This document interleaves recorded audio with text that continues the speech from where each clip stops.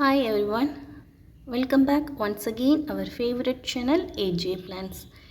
இன்றைக்கான வீடியோ என்ன அப்படின்னு சொல்லி பார்த்தீங்க அப்படின்னு சொல்லி கேட்டிங்க அப்படின்னா, நிறைய பேர் கேட்டிருந்தீங்க அடினியம் எப்படிக்கா ப்ரூன் பண்ணுறீங்க, அதை எப்படி நல்ல ப்ராடாக அந்த காடக்ஸ் வந்து நீங்கள் மாற்றுறீங்க அப்படின்னு சொல்லி கேட்டிருந்தீங்க. அவங்களுக்காக தான் இந்த வீடியோ.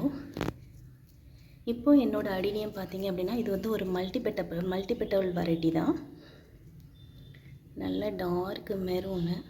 இது பூத்து முடிஞ்சிருச்சு. எல்லா கிளைகள்லையுமே பார்த்தீங்கன்னா தெரியும், மேக்ஸிமம் வந்து எல்லாமே பூத்து முடிஞ்சிருச்சு.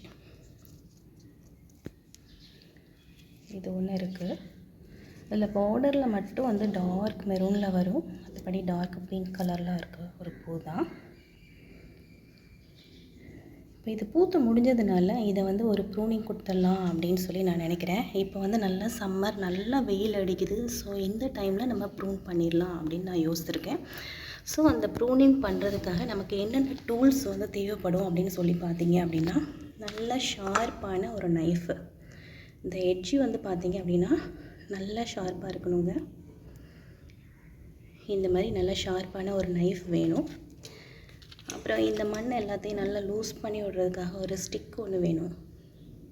இந்த ஸ்டிக்கு வச்சு மண் எல்லாத்தையுமே நல்லா லூஸ் பண்ணி விடணும். அதுக்கப்புறம் பார்த்தீங்க அப்படின்னு சொன்னோன்னா, நம்ம கட்டிங் எடுத்து முடித்ததுக்கப்புறமா அந்த கட்டிங்க்கு மேலே ஃபங்கல் எதுவுமே அஃபெக்ட் பண்ணாமல் இருக்கிறதுக்காக சாஃப் அப்படின்னு சொல்லிட்டு ஒரு ஃபங்கிசைடு இது வந்து தேவைப்படும். ஸோ இது வந்து நான் இதில் கொட்டி எடுத்து வச்சுருக்கிறேன். இந்த சாஃப் வந்துட்டு நமக்கு தேவையான அளவு நம்ம கொஞ்சமாக எடுத்துகிட்டு நம்ம யூஸ் பண்ணிவிட்டு அதுக்கப்புறமா நம்ம மீதி எடுத்துக்கலாம். இப்போ பார்த்தீங்க அப்படின்னா, என்னோடய அடினியம் பிளான்ட் வந்துட்டு இது ஒரு 3 feet இருக்கும். இதை நம்ம எந்தெந்த இடத்துல கட் பண்ணலாம் அப்படின்னா, இப்போ இந்த இடத்துல பூத்து முடிஞ்சிருச்சு. ஸோ இந்த இடத்துல ஒரு கட்டிங் கொடுத்துடலாம். இதுலேயுமே பூத்து முடிஞ்சிருச்சு. இந்த இடத்துலையும் ஒரு கட்டிங் கொடுத்துடலாம். இதுலேயும் ஒரு பூ மட்டும்தான் இருக்குது, மேக்ஸிமம் பூத்து முடிஞ்சிருச்சு. ஸோ இதுலேயும் ஒரு கட்டிங் கொடுத்துடலாம். ஸோ இந்த மாதிரி கட் பண்ணும்போது நமக்கு பார்த்தீங்க அப்படின்னு சொன்னால் நிறைய பிரான்ச்சஸ் வந்து திருப்பி பூக்கள் வந்து நிறையாவே வரும். இப்போ பார்த்தீங்கன்னா ஃப்ரெண்ட்ஸ், இதில் வந்து நம்ம கட் பண்ணிட்டோம். இது எல்லாமே நம்ம நல்லா கட் பண்ணி எடுத்துட்டோம். கட் பண்ண பீசஸ் வந்து நான் கையில் வச்சுருக்கிறேன் பாருங்கள். இந்த மாதிரி கொஞ்சம் க்ராஸாக கட் பண்ணணும். இதுலேயுமே நம்ம கட் பண்ணிட்டோம். இதுலேயுமே நம்ம வந்து கட் பண்ணிட்டோம். ஸோ இதில் எல்லாத்துலேயுமே நம்ம சாஃப் வந்து எப்படி அப்ளை பண்ணணும் அப்படின்னு சொல்லி சொன்னோம்னா, சாஃபை வந்து கொஞ்சமாக உங்களோட ஃபிங்கர்ஸில் வந்து நீங்கள் எடுத்துக்கணும். ஃபிங்கர்ஸில் எடுத்துகிட்டு இந்த இடத்துல அப்படியே டச் பண்ணி விட்டுட்டிங்கன்னா இந்த இடத்த அப்படியே கவர் பண்ணிடும். இது எதுக்காக அப்படின்னு சொன்னோன்னா, ஃபங்கிசைடாக அந்த சாஃப் வந்து ரொம்ப யூஸ் ஆகும். அதனால தான் இந்த மாதிரி நம்ம சாஃப் அப்ளை பண்ணி அந்த கட்டிங்ஸை வந்து நம்ம ஃபில் பண்ணுறோம்.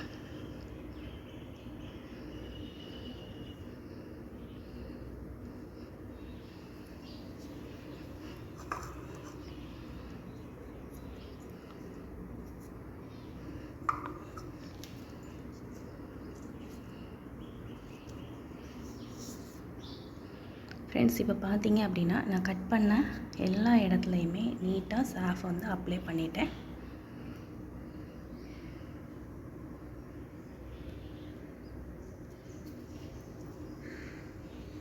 எல்லாருக்குமே நல்லா தெரியும்னு நினைக்கிறேன். கட் பண்ண எல்லா இடத்துலையுமே நீட்டாக வந்து சாஃப் அப்ளை பண்ணிட்டேன். கட் பண்ண பீசஸையும் நான் கீழே வந்து வச்சுருக்கிறேன். இதெல்லாம் நமக்கு வேஸ்ட்டு.